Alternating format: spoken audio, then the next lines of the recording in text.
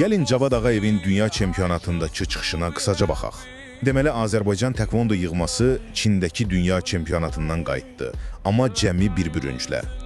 Hamı da maraqlanırdı ki, bəs bizim əsas ümidlərdən Cavad Ağayevə nə oldu? Axı o əvvəlki çempionatın mükafatçısı idi, amma bu dəfə lap ikinci döyüşdəcə uduzdu. İndi məlum olub səbəbi və çox kədərlidir, inanın. Birincisi, hər şeyə səbəb, baxın o faciəvi xəbəri aldığı vaxt olub. Yəni, dəhşətli bir an. Dayanqaya çıxmağa demək olar ki, saniyələr qalmış eşidib bunu. İkincisi, bu xəbər onun üçün çox ağır idi. Çünki söhbət onun çox yaxın dostundan gedirdi. Özü kimi tekvondoçu idi. 21 yaşlı Adil Eyvazov. Qəfil dünyasını dəyişib. Təsəvvür edirsiniz. Bu, Cavad üçün əsl şok oldu.